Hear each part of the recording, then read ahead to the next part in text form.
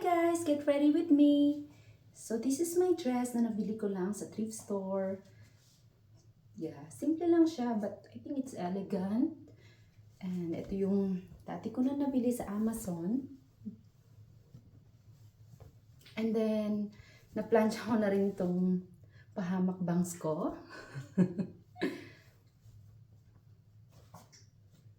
And then, mag-hairband na tayo.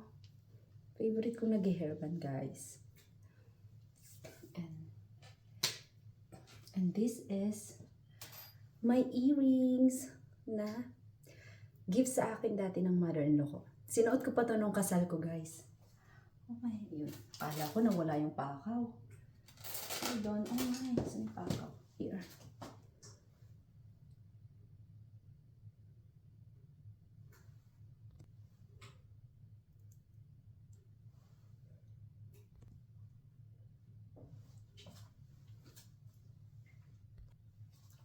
Partneran natin, guys, itong pearl.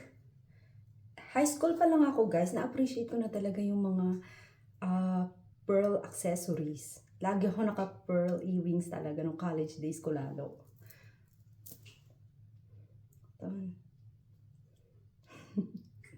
Mag-church pala ako, guys. Ayan. And by the way, guys, this is my $2.99 ring. Char! But I'm proud of it.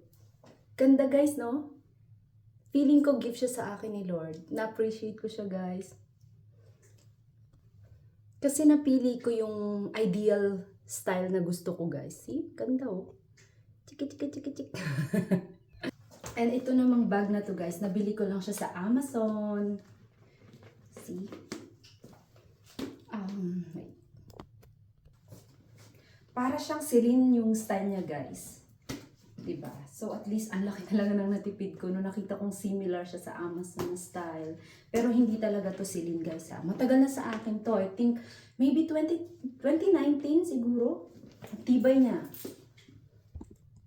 Ito naman, guys, sa Amazon ko lang to sa Ross ko to nabili. At timing nga na gusto ko kasing ganitong color. Ano lang to, guys? Maybe wala pang $20.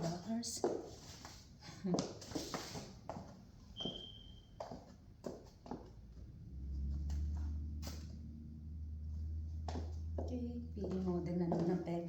Bye, guys! Ingat po lagi. God bless!